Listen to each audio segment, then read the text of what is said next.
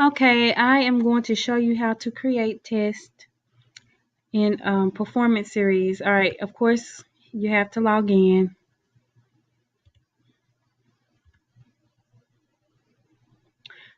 After you log in, you go to My Classes, and I'll log in as Miss Lawrence.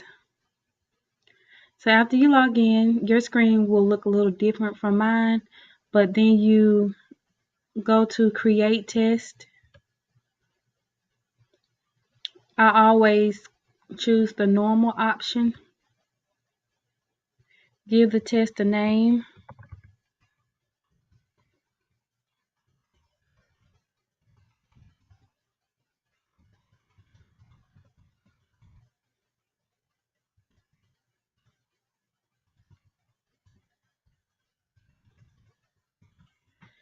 And then just look through these options.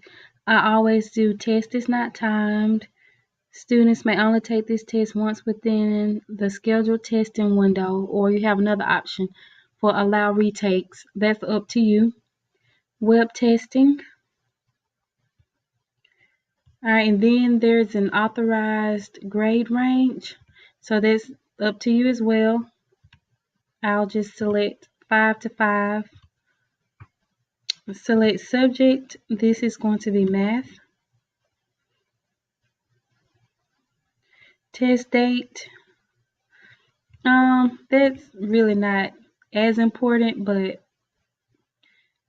if you want to do like the next day, you can, but I'm just going to leave this like it is for February 20th.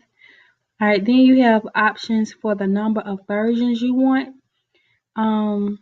I usually do just one version of the test, but that's up to you. Select next.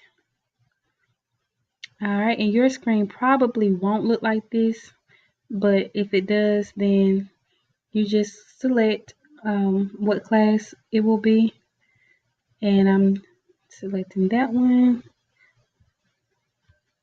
and then next. Okay, there's my title. All right, then you navigate through these options. All right, for results display, you have 3. I usually just do show test score to students immediately following the test. Then you have a test pause option. I normally just do allow students to pause test and continue later. And then must be finished within, and I'll just do unlimited days just because you never know what might happen. Then this one is a test which is paused must be restarted within so many minutes. And I mean, you can decide on that. I'll just do 45 minutes. And the client options for the resolution, color depth, and formatting, that all stays the same. All right, then save. All right, and you have options of what you would like to do now. I always just do automatically find content. And then select standards. And here you have standards document. So here, after you click on the drop down arrow, you scroll down and you'll see you'll either be doing Common Core state standards for ELA or for mathematics. And since this test is on fractions, I'll do mathematics.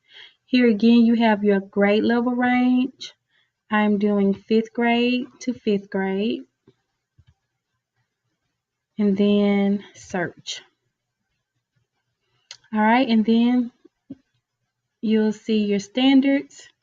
So you just read through your standards and find the one that's appropriate for what you would like to do. And so since I said fractions, I'll look for the ones that relate to fractions. So here they are. So I am actually creating a real test. So I'm going to look and see what Miss Lawrence and Miss Strickland asked me to do earlier. So that was, see, that one. So I'm going to select that standard, this one, and then this one. All right. So after you do that, you scroll down to the bottom and then select next. All right. And then you'll get this screen, which is just telling you the standards that you selected. So then you go to next. All right, here you have your item types. You can choose whichever types you would like, but since the test will be, let's see.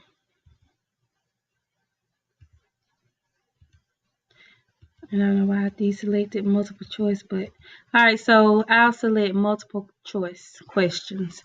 So, but you are at liberty to choose whichever ones you like. But since the Scantron test will be all multiple choice, I'll just keep that the same. All right, and then you'll have your output options. Okay, so this next screen is your item bank. And so you would just look through the questions and see which ones would work for what you want it to do, for what your students have done and what you've taught.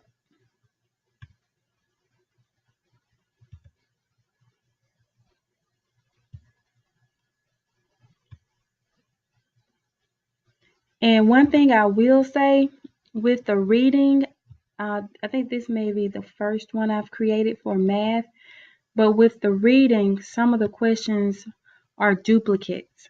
So you have to really pay attention and make sure you're only selecting that test question one time. If not, you will create a test and you'll have tons of the same questions in that test.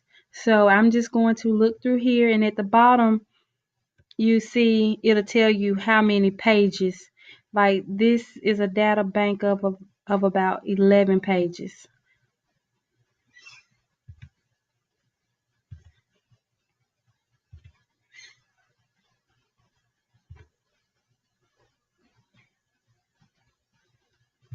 So I am randomly selecting questions.